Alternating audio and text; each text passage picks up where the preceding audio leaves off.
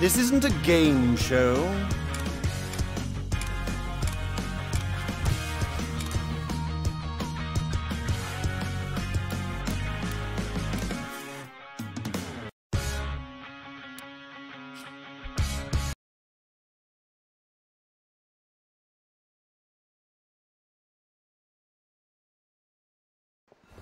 Take your pick.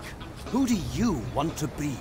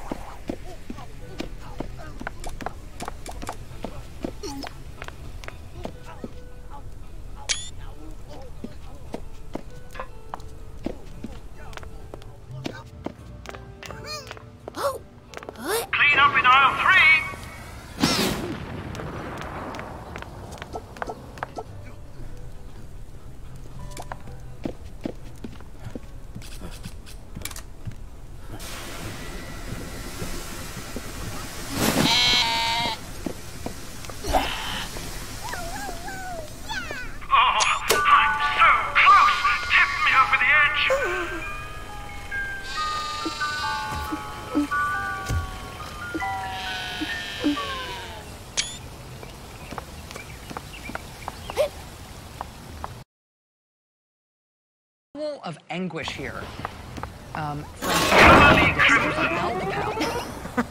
This backbench, low profile. Listen to his anguish when the time came for the Senate to figure out what they were going to do with these allegations against that nominee. Let's take a look at what's hot and what's not. Good evening.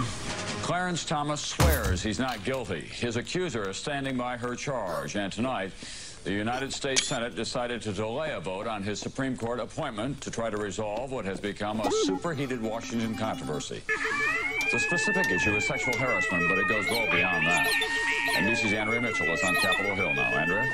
Tom, one of the most emotional days in recent Senate history has resulted in a delay of Thomas's confirmation vote.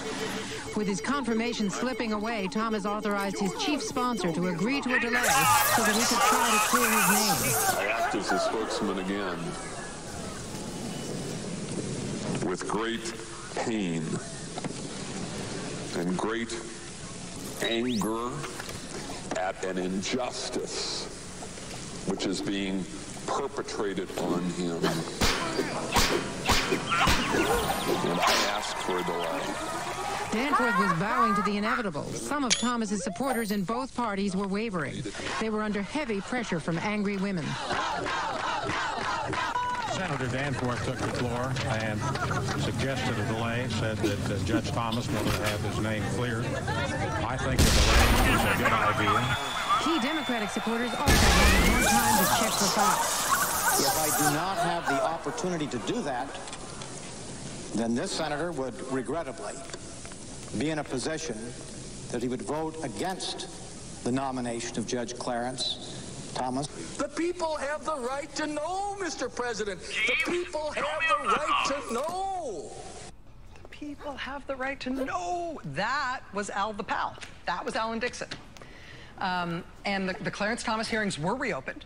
And law professor Anita Hill testified about what she says she experienced in terms of sexual harassment and sexual humiliation from her boss, Clarence Thomas. For her trouble, Professor Hill was berated by the all-male Judiciary Committee. She became an object of derision and defamation for Clarence Thomas supporters. She became something between a hero and a cautionary tale for women of all persuasions across the country as they saw how Professor Hill was.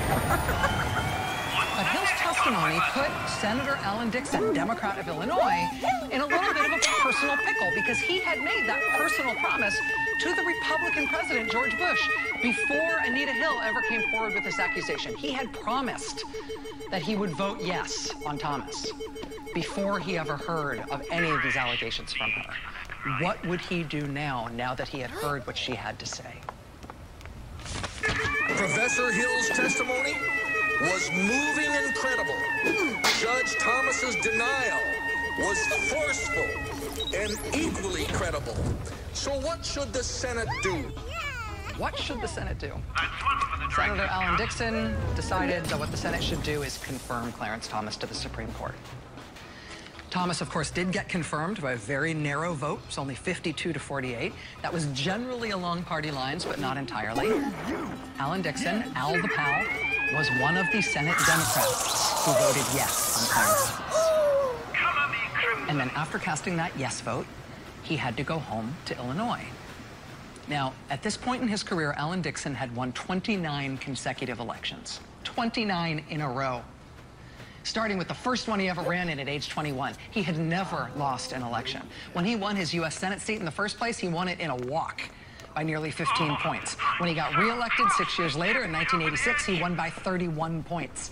By the time he was ready to run for a third term in 1992, he honestly didn't even expect anyone to run against him. At the time he cast that yes vote for Clarence Thomas, there was no challenger declared to run against him, either from his own party or from the Republican Party. He cast his vote for Clarence Thomas on October 15th, 1991. 2 days later, on October 17th, 1991, Senator Alan Dixon went home to Illinois to a Democratic Party fundraiser at the Navy Pier in Chicago. And much to everyone's surprise, hundreds of women showed up to picket that Democratic Party fundraiser. And they were all carrying the same sign, Dump Dixon. You can actually still see the Dump Dixon pins they made for that protest. They're in political history collections now. But the first Dump Dixon protest was 2 days after Dixon's yes vote for the Clarence Thomas nomination. 2 days after that protest, it's clear that Senator Al Dixon, Al the Pal, was starting to have a little bit of an uh-oh moment about what that vote might cost him. This is from the Daily Dispatch, newspaper from Moline, Illinois, from October 19th, 1991. So this is 4 days after Dixon's yes vote on Thomas. It's only 2 days after he got picketed by women protesters holding the Dump Dixon signs at a Democratic fundraiser. This is 2 days after that. When you see Stevenson referenced in the headline there, that's former Illinois Senator Adlai Stevenson. The reason Stevenson's in the headline next to that picture of Alan Dixon is because Alan Dixon at this point was scrambling to shore up all his endorsements, to shore up his position in the party, to shore up his position for re-election, which is something he had never thought he would have to worry about.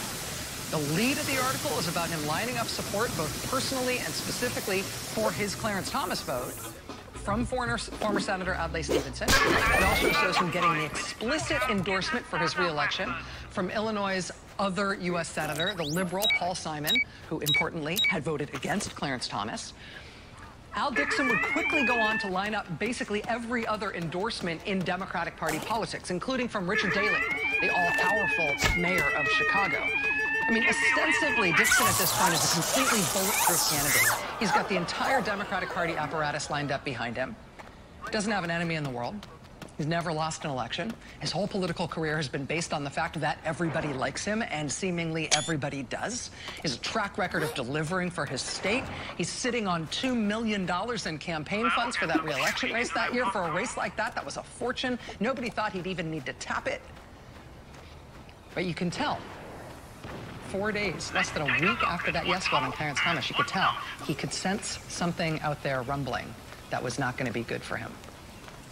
Quote, Dixon said Friday, he is not afraid of a primary challenge and warned possible opponents he will be a tough candidate as he seeks a third term in the Senate. Quote, Dixon warned one-issue challengers he will fight for renomination, telling a local radio station, quote, I would appreciate not having a primary battle, but it's up to those in the women's groups who are expressing deep displeasure with this vote. My favorite part of this whole moment in this little morality play is this line right at the end of this local story from 4 days after his Clarence Thomas vote. After Cook County Recorder of Deeds Carol Mosley Braun was mentioned as a potential challenger to Dixon in the March primary, quote, a Dixon aide took Carol Mosley Braun to lunch. I don't exactly know what the lunch was for. I can imagine. I'm not sure of the wisdom of letting local reporters know that you're doing that. You're having your staff try to talk this would-be primary challenger out of what she is thinking about doing. But the lunch apparently did not work. Alan Dixon voted yes on Clarence Thomas's Supreme Court nomination in October 1991, mid-October. By the following month, November 1991, Carol Mosley Braun had entered the race to run against him in the Democratic primary. That would follow several months later in March of 1992. Now, again, at this point, Alan Dixon had won 29 straight elections. He had never lost. He was the #3 Democrat in the United States Senate. He had the support of every element of the Democratic power structure. He was sitting on millions of dollars to run ads and to run his Get Out the Vote operation, which was finally honed after decades in Illinois politics, accruing friends and allies and people who owed him favors, and the goodwill of the people of the state. Mosley Braun didn't have enough money to run a single ad on TV until the week before the election. And she beat him.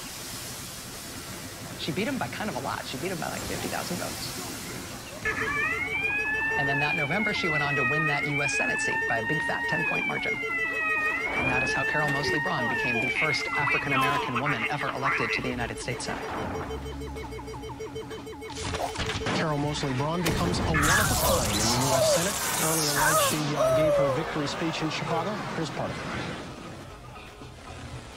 And so, in closing, I would like to quote from another Illinoisan, our great 16th President Abraham Lincoln. Let us have faith that right makes might, and that in faith, let us to the end dare to do our duty as we understand it. Carol Mosley Braun on election night 1992. That's the same night that a young Democrat named Bill Clinton turfed out the incumbent Republican president of the United States, making George H.W. Bush a one-term president. Today, Maine Republican Senator Susan Collins appears to have sealed the confirmation prospects for Brett Kavanaugh for the U.S. Supreme Court after he faced more serious sexual misconduct allegations than even Clarence Thomas faced as a nominee. Unless things change between now and tomorrow afternoon when the final vote is expected, the vote on Kavanaugh looks like it'll be 51 to 49. I mean, actually, technically, it'll be 50 to 48 to 1 because Senator Murkowski is going to vote present instead of no, because Senator Daines is at his daughter's wedding, and for some reason that means she needs to vote present. Basically, it's going to be 51 to 48, which would put it even closer than the Thomas vote, which is 52 to 48. In our time this year, this vote on Kavanaugh is happening right before the midterm elections. The midterms will be held on November 6th, exactly 1 month after tomorrow's vote. Back in 1991, the Thomas vote happened not in an election year, but at the time, it happened at a time that gave women plenty of time to decide that they might want to run for office themselves in response to what they'd seen happen with that nomination. Women who say they're new to political activism and planning to get involved in this year's elections for many reasons. And this year just took on a whole new tone with the changes in the Supreme Court and the big elections this fall and the chances that we have to really turn the tide. Many women were enraged last fall at how Anita Hill was treated by an all-male Senate committee after accusing Supreme Court nominee Clarence Thomas of sexual harassment. Within days, this ad placed by a women's group posed the question, what if women had sat on the committee instead? For every action, there is an equal and opposite reaction. As Republicans crow tonight over their apparent victory with Kavanaugh's nomination, as Democrats plan to hold the floor of the Senate through the night and even overnight and into tomorrow, even as more witnesses are still coming forward tonight saying they have information about Kavanaugh for the committee or for the FBI that may corroborate sexual assault allegations against Kavanaugh. And as NBC News reports tonight, witnesses are coming forward with information that may indicate Kavanaugh's involvement personally in trying to quash one of the allegations from his Yale classmate, Deborah Ramirez, before that allegation ever became public last month. As those machinations continue, among Democrats and among those who have tried to sound the alarm that Kavanaugh has lied to the committee and that the allegations against him are corroborated, as we head toward what we still expect to be tomorrow's final vote, tonight's glee from Republicans is definitely the current news cycle. But history might be the best help tonight in trying to figure out what is likely to happen next. Joining us now is my friend Michael Beschloss, NBC News presidential historian. Michael, it's great to have you with us tonight. Thanks for being with us on a really big night. Thank you. It is a big night. Thank you, Rachel. In terms of the vote here, I want to mention one little historical piece of trivia here. I mentioned that it doesn't look like it'll be technically 51 to 49. It looks like it'll be 50 to, like there's going to be a if Kavanaugh is confirmed with 50 votes, we think that means it will be the lowest total for a confirmed justice since the Senate went to 100 members. It would be the narrowest vote since James Garfield nominated Justice Stanley Matthews in 1881.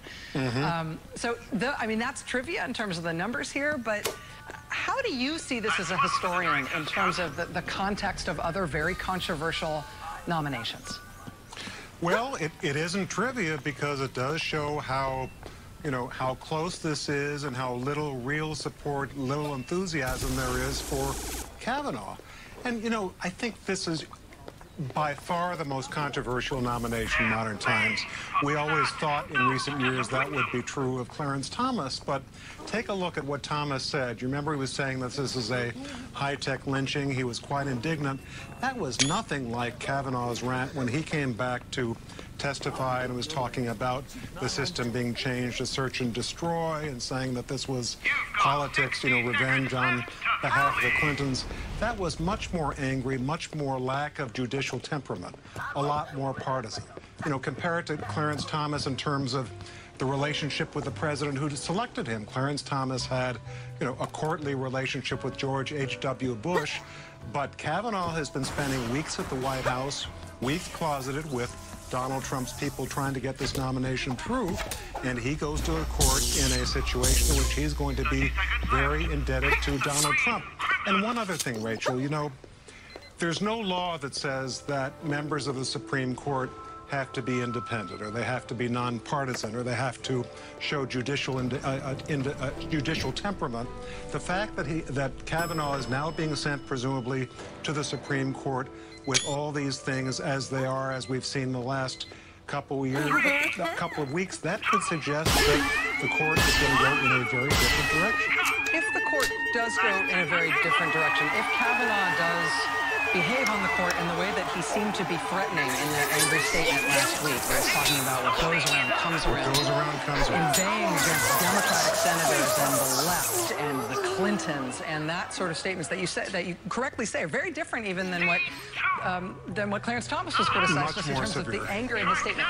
If that's borne out in terms of his behavior on the court, if he goes up there for revenge, some of the Republican commentators today are crowing about the fact that they're pleased that they believe Kavanaugh has been radicalized by this experience, and they hope he behaves as an anti-democratic, vengeful, radicalized judge on the bench.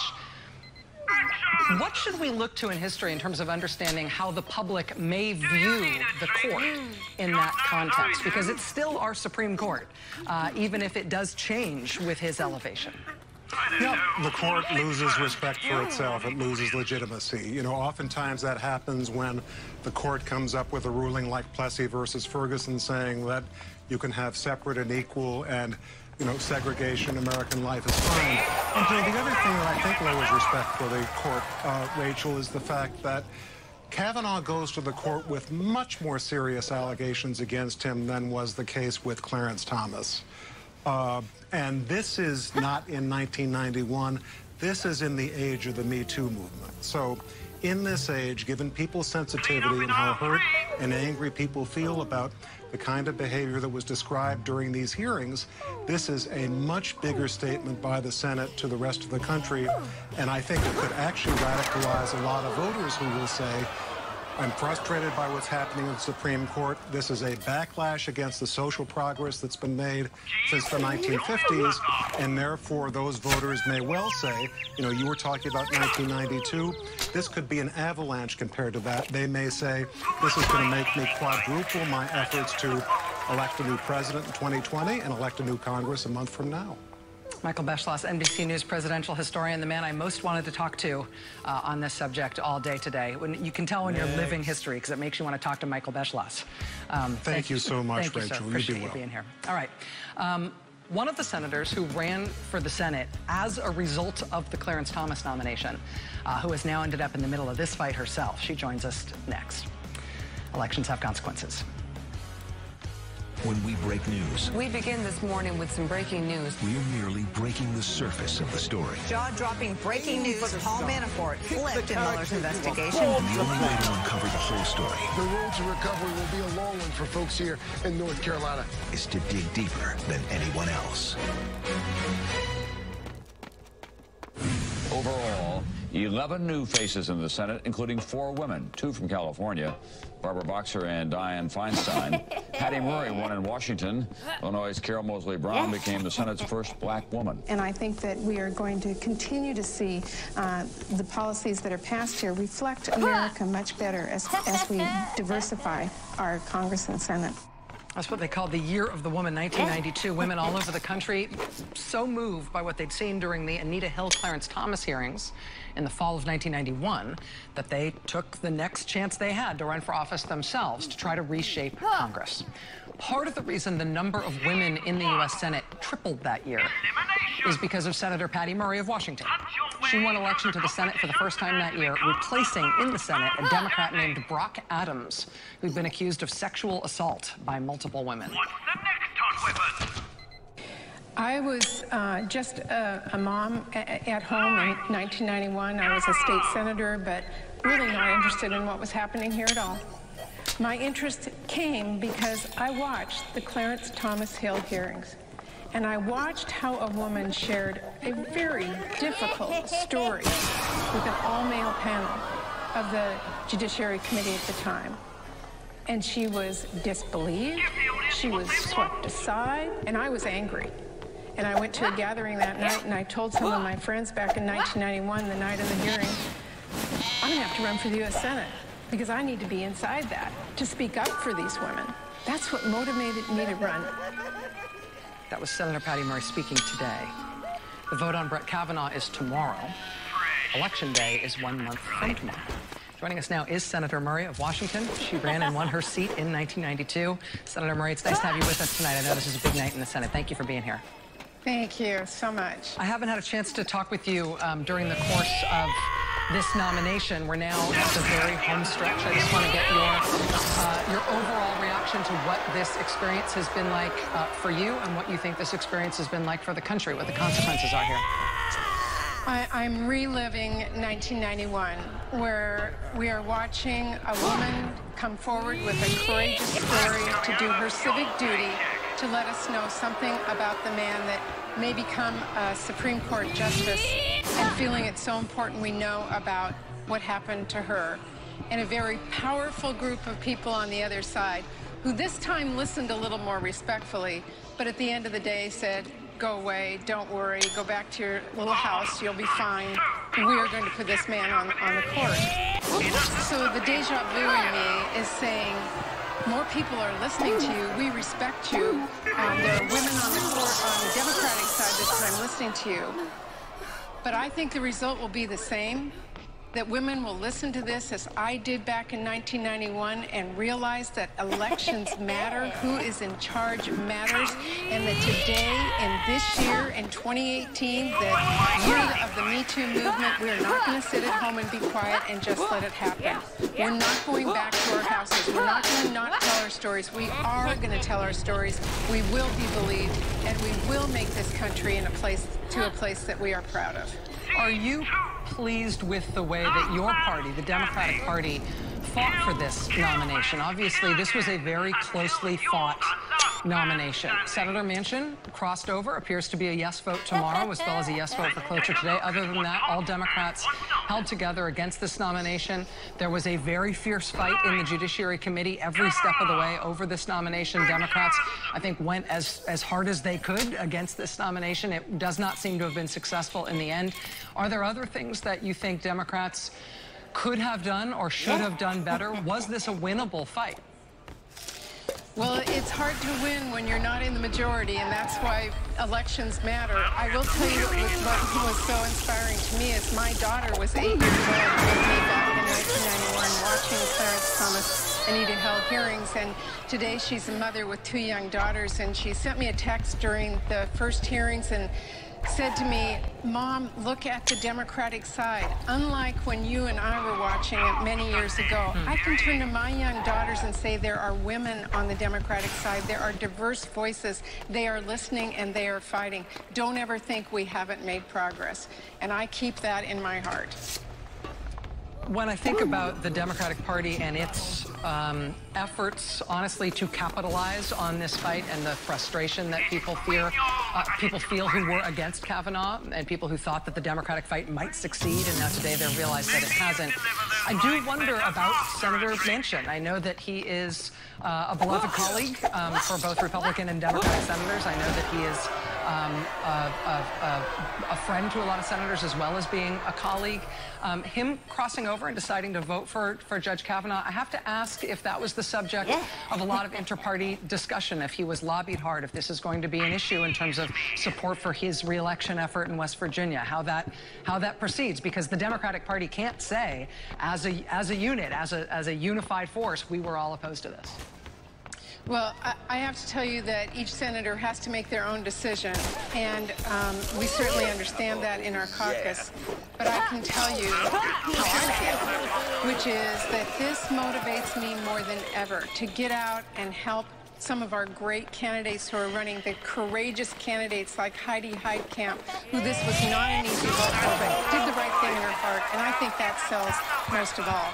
But what inspires me is all of the women running across the country today, our candidates who are out there saying, we can be a better country, we have a better vision, we want something better for our young daughters, and we do not want the message sent to them that they have to not share their story, and we don't want the message to our sons that they can get away with this. Senator Patty Murray, Democrat of Washington. Senator, I hope that you'll come back more frequently than we've had the chance to talk to you in the past. I really enjoy having you here on the show, and I appreciate you taking the time to be with us. Thanks. You bet. All right, we got much more to come here tonight. Stay with us. Well, it's been an absolutely wrenching week. The intersection of American public life, the most intimate details of hidden raw pain, has made this week one of the most profound and revelatory in recent history. I'd like to talk about with some people I really respect. With me are Michelle Goldberg, op-ed columnist, New York Times, Danielle Moody-Mills, host of Woke AF on SiriusXM, and Erin Carmone, journalist and co-author of notorious RBG, The Life and Times of Ruth Bader Ginsburg. Well, what do you think? It's bad. I mean, it's been a terrible week, and it's almost kind of even more excruciating that they dragged it out an extra week, that there was this semblance. Last week, that was sort of... Right, where it seemed as if they really were making this concession to decency, and they really were going to kind of respect the process. And the fact that they had this sham investigation that didn't even interview principals, never mind, didn't even interview Christine Blasey Ford and Brett Kavanaugh, never mind, the 20-something witnesses that Deborah Ramirez gave them. I mean, in a way, it just is kind of an extra twist of the knife, right? That for a moment you thought that this process might not be completely irredeemable, but this is transparent than it was. I also thought that the optics today were so interesting. This was the image yesterday, the GOP senators, the press conference, and this is them talking there on the left. And it didn't look great today when Susan Collins had her big moment. It was like she made sure that 2 Republican senators behind her, even though those are not the seats they usually, like, this is all done for a reason. Women are on the Judiciary Committee. No, they're not on the Judiciary Committee because someone gave them the note about the kind of like Handmaid's Tale vibe they were getting optically from yesterday's. Chris, even in the Handmaid's Tale, there are Aunt Lydias and there are whatever the wives' names are, right? There are women who have always benefited from these systems, in particular white women, 53%. We all know that number of the women who voted for Trump. And I keep thinking the phrase that I keep hearing in my head over and over again is the Yale Law School professor has this essay about preservation through transformation. And it's about how old orders of power continue to reconstitute themselves even as things change around them, right? So now there's this expectation that you don't want to be only the party of old white men, but also old white men are the victims. Now there is this notion that we want to have due process, but due process is only owed to the Brett Kavanaughs of the world and not the young black boys of the world. Now we have this notion that we want to listen to women, but only women who tell us things that reinforce the order that we already want to have established. That's where Susan Collins comes in. It's such a great point. Also the crazy corner they back themselves into of, we also want to believe survivors, and everyone's saying, I believe something happened to her. She's just wrong about it. And if I could just say one thing about it, to me, I wrote about this in New York Magazine. That really reminds me of the logic of the anti-abortion movement, which is to say, don't worry your pretty little head, you don't know your own mind. I feel bad for you that you didn't want an abortion. You're the victim of the abortionist, but I'm not going to listen to you tell the truth about your own life. I mean, the reality is that we put so much faith in Senator Collins. We always like to believe that at the end of this nightmare, that justice is going to prevail, that something good is going to come out of it. And I said this on election night, and I'll say it again. I'm not putting my faith in old white conservative women ever again. That's like accepting a dinner invitation from Hannibal Lecter and thinking that it's sincere. It's not, right? Like, let's be clear about whose side they're always going to be on, which is white men, right? And so in this moment, we are reminded again of where we sit and where we stand. And the idea is that there's no one to have faith in but ourselves in November to show up at the polls and do what is necessary. Yeah, to me, it's also the fact that there are 2 coalitions in American life, and everyone's chosen sides who's in Washington about which one they're part of. Like, Susan Collins is in the political coalition of Donald Trump. Right. And that political coalition, George W. Bush supported Brett Kavanaugh after the allegations. George H.W. Bush tweeted today cheering on Susan Collins. Like, they're ride or die. I mean, one of the things that's most kind of shaken me is how much this episode has solidified that coalition, right? The extent to which all these people who are maybe uneasy